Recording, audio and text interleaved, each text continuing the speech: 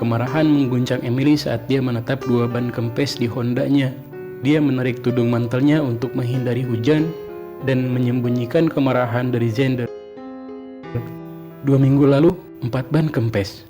Dan sebelum itu, jendela penumpang pecah. Apalagi yang akan terjadi hari ini? Ujar Emily. Dia ingin pulang dan beristirahat.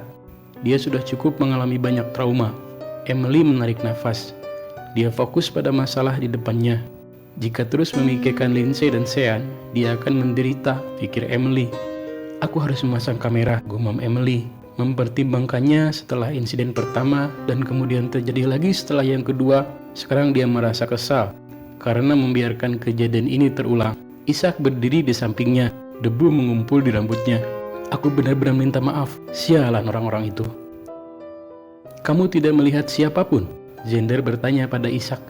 Ishak mengusap rambutnya yang panjang, dan perhatian terpancar di matanya. Tidak, saya membawa kantong ke tempat sampah. Saya tidak memperhatikan sampai saya kembali. Saya melihat sekeliling saat itu, tapi tidak ada seorang pun di sini, jawab Ishak. Apakah ini pernah terjadi sebelumnya? Xander bertanya. Mengamati area parkir karyawan kecil di belakang restoran, tidak ada kamera. Ya, kami belum memasang kamera. Terakhir kali itu, keempat ban Emily bocor. Membeli 4 ban baru memang menyakitkan. Sekarang dia harus mencari uang untuk 2 lagi. Seharusnya saya memasang kamera. Akan lebih murah daripada ban baru, ujar Ishak. Jika kita memasang kamera, kamu masih harus membeli ban baru. Tetapi setidaknya kita tahu siapa yang melakukannya, ujar Ishak.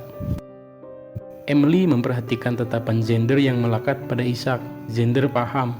Ishak itu memberikan kesan pertama yang tidak baik. Rambutnya yang urakan selalu terlihat di matanya. Ketika dia membungkuk, celana jeansnya selalu tampak hampir menyentuh tanah. Tapi dia anak yang baik. Emily mempercayainya. Apakah Anda melaporkan kejadian terakhir ke polisi? Tanya Xander. Tidak, Emily merasa wajahnya memerah saat tidak menganggap itu adalah sebuah kejahatan. Keheningan Xander terasa menghakimi Emily. Anda harus memasang kamera kali ini, kata Xander dengan pelan. Dia menunjuk ke dinding belakang restoran. Sepertinya dinding itu cukup untuk menyimpan kamera. Anda harus memasang kamera di sana, dan di sana. Satu lagi, di depan juga merupakan ide yang bagus. 5 kamera, ujar Emily.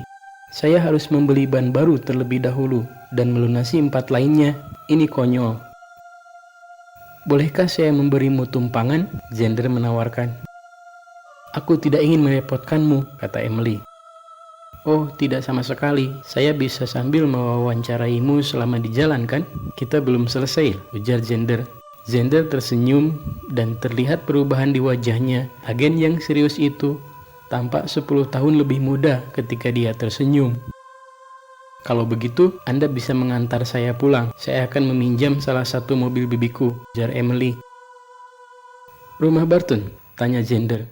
Emily tersentak karena terkejut. Agen itu mengetahui di mana ia tinggal.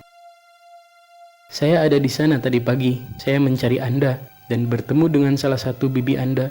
Namanya Vina, ujar Xander. Hanya satu, Anda beruntung. Emily menyilangkan jarinya, rasa tenang bahwa Vina menyambutnya dengan baik. Emily menatap Ishak. Tolong beritahu Madison bahwa saya akan pulang.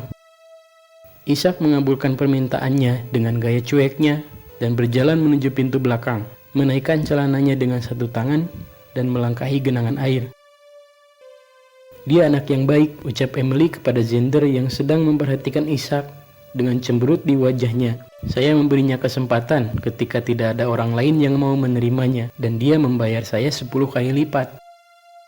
Emily tegang, menunggu pendapat Xander, apakah dia akan menentangnya atas pertolongan Emily pada Ishak, atau sebaliknya. Dia menuju ke sebuah SUV di jalan. Aku parkir di sana, apakah Anda siap? Tanya Xander. Ketegangannya mencair, sekarang dia bingung. Emily mengharapkan penolakan pada komentarnya tentang membantu Ishak, tetapi Xander tidak melakukannya. Mantan suaminya menilai bahwa Ishak adalah remaja yang tidak berguna dan tidak sepadan dengan Emily. Dia menggelengkan kepalanya saat dia mengikuti Xander. Ban tidak ada apa-apanya dibandingkan dengan pengalamannya pagi itu, tetapi insiden itu telah melemahkan dinding yang menahan emosinya. Aku harus berusaha untuk tidak terlihat cemas di depannya, gumam Emily. Xander mengikuti rute yang sama ke mansion dari awal hari itu. Emily duduk terdiam, tapi dia bersumpah dia bisa mendengar roda gigi berputar di kepalanya saat dia memikirkan semua yang telah terjadi. Pikirannya berjalan dengan kecepatan penuh. Emily, aku tahu kamu belum melaporkan kebocoran ban mobilmu itu ke polisi, tetapi apakah kamu sudah memberitahu bibimu? Ujar Xander. Tidak, aku tidak ingin membuat mereka khawatir dengan biaya tambahan, jawab Emily. Berapa kali insiden pelecehan yang kamu alami di mansion? Tanya Xander. Apa? Bahunya berkedut mendengar pertanyaannya. Apa yang kamu bicarakan? Tanya Emily.